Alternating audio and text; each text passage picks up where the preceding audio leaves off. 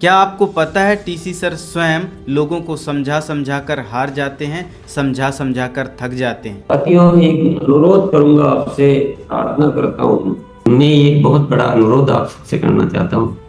और आपको लगता है कि आपकी टीम आपकी बात नहीं मानती, आपके जो लोग हैं आपके साथ नहीं जुड़ते, आपका अपलाइन आपकी बात नहीं मानता, और भी बहुत सारी समस्याएं आपके पास आती हैं और आप टूट जाते हैं, परेशान हो जाते हैं, थक जाते हैं और इस अभियान को छोड़ने का निर्णय ले लेते हैं।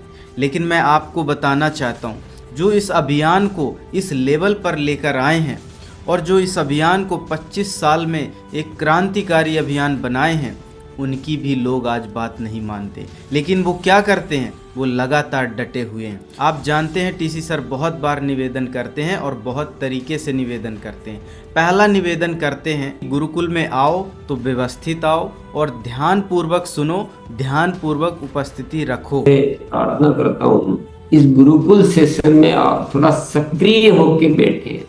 गुरुकुल ज्वाइन करके सोना है तो ये बहुत बड़ा अपराध है। लेकिन लोग क्या करते हैं, क्या ध्यान पूर्वक उपस्थिति रखते हैं? नहीं रखते। बहुत परेशान करते हैं टीसी सर को और बार बार बोलने के बावजूद भी लोग बात नहीं मान रहे हैं।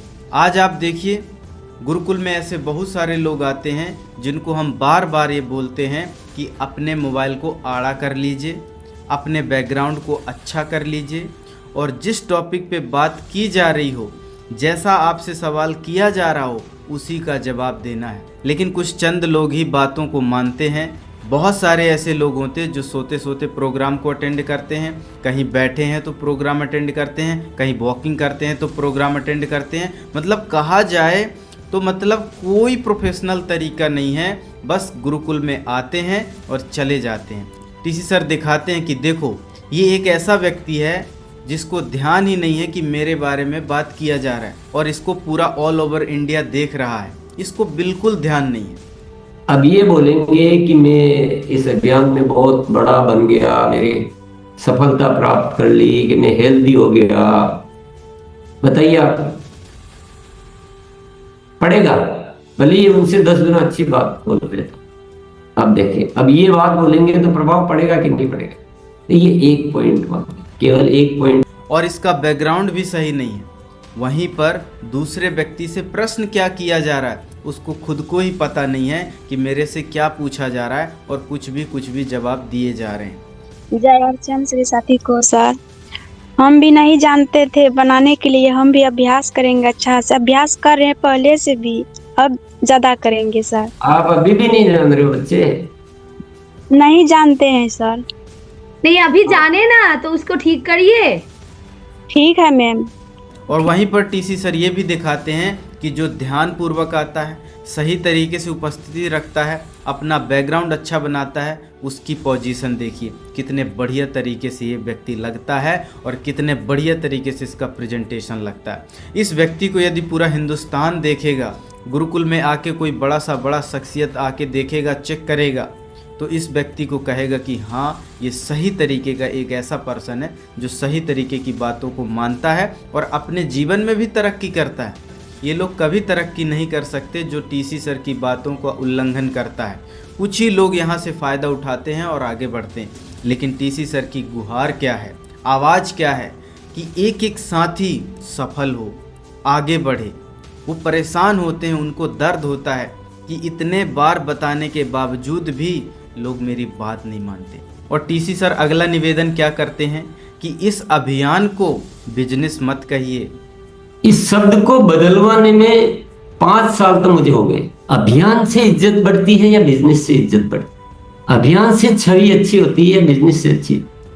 अभियान से लोगों के विचारों को ज्यादा ताकत दी जा सकती है या बिजनेस से दी जा सकती? आप सोच के देखिए ना, जहाँ सेवा की बात की जाती है, जहाँ एक महिला को सशक्त किया जाता है, जहाँ स्वास्थ्य क्रांति की बात की जाती है, जहाँ स्वावलंबी बनने की बात की जाती है, जहाँ बच्चों को आगे बढ़ाने, उनके भविष्य को अच्छा करने का यानी संपूर्ण शिक्षा का प्रावधान रखा जाता है। यानी कहा जाए कि भारत सरकार के जो 27 से 28 मुद्दे हैं जिस पे गवर्नमेंट काम कर रही है, उन सभी समस्याओं को समाधान करने के लिए आरसीएम कार्य कर रही है। जो प्रधानमंत्री और जो हमारी सरकार जो चल रही है, उनके अगर 27 मुद्दे हैं मुख्य जिस पे अगर सरकार काम कर रही है, उसमें से 15 मुद्दों पे तो आरसीएम ऑलरेडी काम कर रहा है। तो ऐसे अभियान को क्या बिजनेस बोलना चाहिए? बिजनेस हम किसको बोलते हैं? जहां पर आपने पैसा दिया, माल लिया, बस ये व्यापार कहला गया। लेकिन व्यापार के अलावा भी बहुत सारी चीज़ें इसमें होती हैं साथियों। वो व्यापार नहीं है, वो तो एक माध्यम है आपके जीवन को साकार करने के लिए और इस पूरी व्यवस्था को चलाने के लिए। वो तो एक माध्यम है जहाँ पर सेलिंग होती है, बिलिंग होती है, ये एक माध्यम है, इसको व्यापार मत मानिए। लेकिन कितने लोग ये बात मानते हैं? टीसी सर की जो गुहार है इसको एक्सेप्ट करते हैं कि सर आज से हम आरसीएम को बिजनेस नहीं कहेंगे, एक अभियान कहेंगे। कितने लोग मानते हैं? बहुत सारे साथी बोलते हैं कि हमारी आदत है, क्या करें। बात आदत की नहीं, बात विचार की है। आपसे बोला कैसे जा रहा है? आप तो छोटे लेवल में हो सर, बड़े बड़े सेमिनार में ये अनोखा बिजनेस। आरसीएम वर्तमान का बिजनेस नहीं है। किसका बिजनेस है? यानी इस बिजनेस में कुछ भी हो सकता है। बड़े बड़े लीडरों को थोड़ा सा भी झिझक नहीं होती, थोड़ा सा भी शर्म महसूस नहीं होती कि वो इस अभियान को, पवित्र अभियान को बिजनेस ना बोले। वो बिजनेस बोल देते हैं, अभियान नहीं बोलते। बहुत कम ऐसे लोग होंगे जो अभियान बोलते हैं। वो इस अभियान को अपने तरीके से ले जाना चाहते हैं, अपनी वाली करना चाहते हैं। लेकिन टीसी सर ऐसा होने नहीं देंगे। टीसी सर स्वयं कहते हैं कि यदि आपके मुंह से ये बिजनेस शब्द निकल रहा है ना, तो आपके आचरण में अभी ये बात आई नहीं है, आप अच्छे से अभी जागे नहीं हो, इसको समझो। टीसी सर स्वयं बोलते हैं कि बात कैसे निकल सकती है यार, आप इतने बड़े अभियान में हो, जिस अभियान से आपकी रोजी रोटी चलती है, पूरा आपका भविष्य चलता है, पूरे आपके बच्चे, पूरा आपका परिवार, सब कुछ आपका दाव में लगा है इसी अभियान के चलते। आपसे बोला कैसे जा रहा है?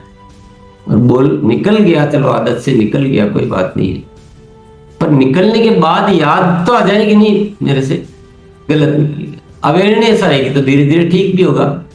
लगातार बोले जा रहे हैं, एक बोल रहा है, फिर दूसरा बोल रहा है, फिर चौथा बोल रहा है, फिर पांचवा बोल रहा है, किसी को कोई ख्याल ही नहीं आ रहा है। तो इस अभियान को आप बिजनेस कैसे कह सकते हैं? तो मेरा निवेदन है, हाथ जोड़ के निवेदन है कि इस अभियान को अभियान कहिए, बिजनेस मत कहिए। मैं भी ये प्रैक्टिस कर रहा हूँ कि इसको मैं बिजनेस नहीं कह रहा हूँ, अभियान कह रहा हूँ। तो टीसी सर बार बार ये निवेदन करते हैं, उनके निवेदन को मानिए। और अगला निवेदन क्या करते हैं टीसी सर कि हर 11 तारीख को हमको सेवा दिवस मनाना है। लेकिन आपने देखा कि सेवा कोई नहीं करना चाहता, बस मेवा खाना चाहता है। बड़े बड़े लेवल में भी लोग सेवा नहीं करते। कितने ऐसे सेमिनार हैं, कितने ऐसे फंक्शन हैं जहाँ पर बड़ा सा बड़ा सीनियर आता हो और ये बोलता हो कि आप एक कागज़ लीजिए, पेन लीजिए और लिख कर हमें ये बताइए कि आप अगले 11 तारीख को कौन कौन सी सेवाएं करेंगे। क्या ऐसा होगा जो आप 11 तारीख को करेंगे? लेकिन कोई लीडर ऐसा नहीं करता। बहुत कम लीडर हैं जो इस तरीके की चीज़ों को करते हैं। वो जो आपके जूनियर हैं ना, वो देख रहे हैं कि आप जितना मेवा के चक्कर में भागेंगे ना, वो मेवा आपको मिलेगा नहीं जब तक आप सेवा नहीं करेंगे। तो मेरी बात मत मानिए, आप थोड़ा सा वो बुक जाके पढ़ लीजिए जिसमें लिखा है सेवा ही प्रसाद है। हम सेवा करके ही मेवा पा सकते हैं। बड़े बड़े लेवल में जब आप सेवा करेंगे ना, तो आपके जो जूनियर है, जो आपके डाउनलाइन है, जो आपकी लाइफ लाइन है, वो आपको देखकर आगे बढ़ेगी। और जब सेवा भाव आएगा तो लोग आपसे जुड़ना चालू करेंगे। आज कठिनाई इसीलिए तो है, हम मेवा के चक्कर में भागते हैं, हम उसको स्वस्थ नहीं कर पा रहे हैं, हम उसकी सहायता नहीं कर पा रहे हैं। जब हम उसको स्वस्थ करेंगे, जब हम उसकी हेल्प करेंगे तो ऑटोमेटिक जुड़ेगा। अभी जुड़ नहीं रहा, अभी भाग रहा है आपसे। तो मुझे उम्मीद है कि आज से आप सेवा गतिविधि को और ज़्यादा बढ़ाएंगे और टीसी सर के इस निवेदन को मानेंगे। आप उनको हराएंगे नहीं, आप उनको जिताएंगे। ध्यान रखिएगा, जिस अभियान के चलते आज आप बहुत बड़े लेवल में है ना, वो अभियान उन्हीं का बनाया हुआ है। तो उनकी गुहार को सही तरीके से मानिए और आगे बढ़ाइए इस अभियान को, और सेवा दिवस को अच्छे लेवल पर लेके जाइए। ये आपकी जिम्मेदारी है। और अगला निवेदन टीसी सर ये करते हैं कि हमको इस वर्ष को स्वास्थ्य क्रांति वर्ष मनाना है। लेकिन कितने लोग इसको समझ पाए हैं? आज भी ऐसे बहुत सारे लोग हैं जो अपने जहन में, अपने दिमाग में ऐसी बात ही एंट्री नहीं करने देते कि हमको सेवा वर्ष मनाना है, हमको स्वास्थ्य क्रांति वर्ष मनाना है। बिल्कुल अभी एंट्री ही नहीं किया, अभी उस मोड में आए ही नहीं जिससे उनको ये बात लगे कि यस, स्वास्थ्य क्रांति वर्ष मनाना है। और स्वास्थ्य क्रांति वर्ष इस वर्ष भर नहीं मनाना, ये लगातार चलने वाली, सालों साल चलने वाली प्रक्रिया को हम जन्म दे रहे हैं। एक ऐसा वेलनेस सेंटर खुलने वाला है साथियों जगह जगह पे, जिस पे लोग आएंगे, अपने आप को स्वस्थ करेंगे, अपनी जीवन शैली का परामर्श लेंगे और लोगों को भी खुश रखेंगे, उनको भी स्वस्थ रखेंगे। और इस अभियान का जो वेलनेस सेंटर है ये बहुत पॉपुलर होने वाला है, देश विदेश के लोग इसमें आने वाले हैं। लेकिन स्वास्थ्य क्रांति को कौन कौन हेल्प करता है, कितने लीडर हेल्प करते हैं? आज मैं भी हेल्प नहीं कर पा रहा हूँ, आप भी हेल्प नहीं कर पा रहे हैं। आज टीसी सर की लोग बात ही नहीं मानते। बहुत सारे ऐसे लोग हैं जो बात मानते ही नहीं, बस वो बिजनेस करना है, बस पीवी बढ़ाना है, सितंबर महीने का बिजनेस करना है, अगस्त महीने का ये करना है, वो करना है। वो ध्यान ही नहीं दे पा रहे हैं कि स्वास्थ्य क्रांति में यदि अच्छे तरीके से यदि आप काम करेंगे तो आपका टर्नओवर भी बढ़ेगा, आपकी लाइफ भी अच्छी होगी और आपके टीम की भी पिन चेंज होगी। जिस तरीके से आप ग्रोथ करना चाहते हैं उस तरीके की ग्रोथ होगी यदि आप टीसी सर के बताए गए मार्ग पर चलेंगे। आप देखिए, स्वास्थ्य क्रांति आज टीसी सर का सबसे बड़ा मिशन बन चुका है। आज वो कहते हैं 80% काम मैं इसी के लिए करता हूँ। स्वास्थ्य क्रांति मेरे जीवन का सबसे बड़ा मकसद बन चुका है। मैं अपनी व्यक्तिगत बात करूंगा, और दिन में जितने घंटे मैं काम करता हूं उसमें से 80% में स्वास्थ्य के विषय पर ही काम करता हूं। और दूसरा काम मेरा है ही नहीं। मैं ये चाहता हूं कि जितने लोग हैं स्वस्थ हों, मस्त हों, खुश हों और उनको हॉस्पिटल के चक्कर काटने ना पड़े। सोच के देखिए ना, आपको तो पैसा मिल रहा था, आपको सम्मान मिल रहा था, समृद्धि मिल रही थी, समय मिल रहा था, सुरक्षा मिल रहा था, लेकिन स्वास्थ्य बहुत कम लोगों को मिल रहा था। तो इस स्वास्थ्य क्रांति से हर व्यक्ति आगे बढ़ेगा और अपने टर्नओवर को बढ़ाएगा, आगे बढ़ाएगा।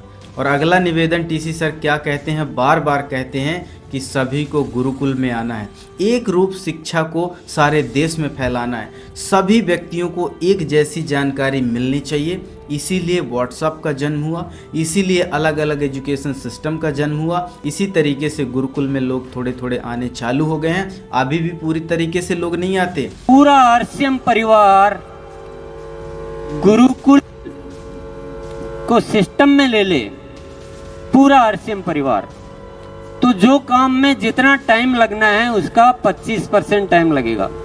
आप सोच के देखिए, 20 लाख लोगों का परिवार है, एक्टिव लोगों का परिवार है। ऐसा नहीं कि कभी खरीदारी कर लिया, कभी नहीं किया, उसको भी गिना जा रहा, नहीं। 20 लाख ऐसे लोगों को गिना जा रहा है जो एक्टिव है, एक्टिव काम कर रहे हैं और एक्टिवली खरीदारी भी कर रहे हैं। ऐसे लोगों को गिना जा रहा है। अब आप सोच के देखिए कि कितनी संख्या गुरुकुल में रहती है। 1000 जूम में रहती है, थोड़ा बहुत उससे ज़्यादा रहती है। और उसके बाद आप यूट्यूब में देखेंगे 24 घंटे के अंदर तो 13,000, 14,000, 15,000, 20,000 ऐसे ही लोग देखते हैं। बाकी के लोग कहाँ गए? आते ही नहीं। मैंने बड़े बड़े लीडरों को देखा है, आए तो थे कुछ दिन के लिए लेकिन वापस चले गए। उनकी एक्टिविटी गुरुकुल में नज़र नहीं आती। हो सकता है वो यूट्यूब में सुनते हों, मैं ये नहीं कहता, लेकिन एटलीस्ट आप हफ्ते में एक बार आकर या महीने में 2, 3, 4 बार आकर आप थोड़ा सा समर्थन तो दीजिए। आपकी टीम आती है, आपकी टीम आपको देखना चाहती, तो जब वो देखेगी तो इस अभियान को और अच्छे ढंग से कर पाएगी और वो समझेगी कि टीसी सर के साथ हमारे जो सीनियर है वो खड़े हुए हैं, लगातार खड़े हुए हैं, कार्य कर रहे हैं। तो गुरुकुल में आना सभी को कंपलसरी है। सोचिए, इतने से लोग आ रहे हैं और वो भी सही तरीके से नहीं आ रहे हैं, अनडिसिप्लिन तरीके से आते हैं। और टीसी सर बार बार बोलते हैं, बार बार परेशान होते हैं। जब बड़े बड़े लीडर आएंगे तो बड़ा अभियान होगा, और बड़ा अभियान होगा तो सबका बेनिफिट होगा साथियों। तो टीसी सर के इस निवेदन को मानिए, अच्छे तरीके से अपने दिमाग में बैठा लीजिए कि जो भी व्यक्ति मेरा गुरुकुल में आएगा उसको मैं सही तरीके से समझाऊंगा कि किस तरीके से इस अभियान को देखना है, किस तरीके से इस अभियान को बोलना है। और किस तरीके से इस गुरुकुल सेशन में आना है, किन बातों का ध्यान रखना है और कैसे कैसे नियम से चलना है। तो मुझे उम्मीद है कि आज से आप टीसी सर को निराश नहीं होने देंगे, हारने नहीं देंगे। तो आज के लिए इतना ही, मिलते हैं अगले सेशन में। आपका बहुत बहुत धन्यवाद। Thank you so much.